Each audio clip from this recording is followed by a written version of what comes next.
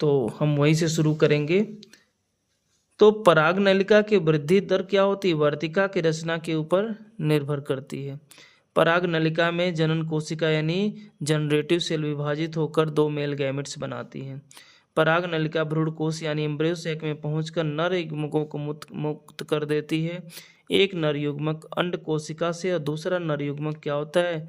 Polar nuclei से मिलकर क्या होता है? जाइगोट बनाता है।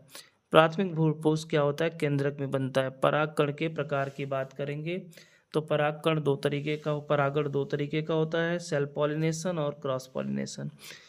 एक पुष्प के परागकण उसी पुष्प के वर्तिकाग्र या उसी पौधे के अन्य पुष्प के वर्तिकाग्र पर कायिक जनन द्वारा तैयार किसी अन्य पौधे जीन संरचना समान हो कि पुष्प के वर्तिकाग्र पर पहुंचने की प्रक्रिया को स्वपरागण कहते हैं।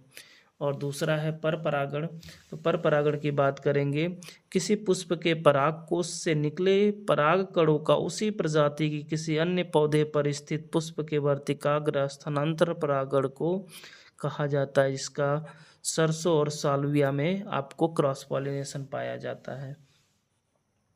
आगे देखेंगे जितने भी हमारे पास क्या होते हैं द्विलिंगी पौधे पाए जाएंगे उसमें आप देखेंगे स्वपरागण के चांस होते हैं। जितने एक लिंगी पुष्प पाए जाते हैं उसके अंदर क्या होते हैं? उसके अंदर आपको देखने को मिल जाएगा क्रॉस पॉलिनेशंस। परागण के पराग कणों को एक पुष्प के पराग कोश से दूसरे पुष्प के वर्तिकाग्र पर पहुंचाने किसी न किसी माध्यम की जरूरत होती है। इसको हम लोग एजेंट कहते हैं। ये एजेंट अनेक प्रकार के हो सकते हैं, जैसे जल हो गया, वायु हो गया, कीट हो गया। यानी दोनों ही प्रकार के परागकण में स्वपरागण क्या होता? अधिक उपयोगी होता है। आइए हम लोग अब बहुविकल्पी प्रश्न की भी बात कर लेते हैं।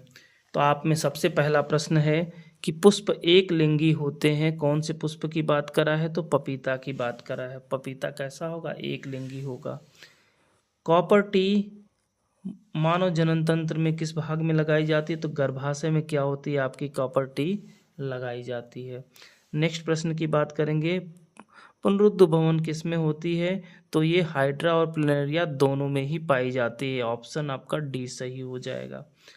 चौथे प्रश्न की तरफ आएंगे तो आपको बोला गया है पत्तियों द्वारा कायिक जनन होता है, तो इसका आंसर किस में होगा? ब्रायोफिलम में।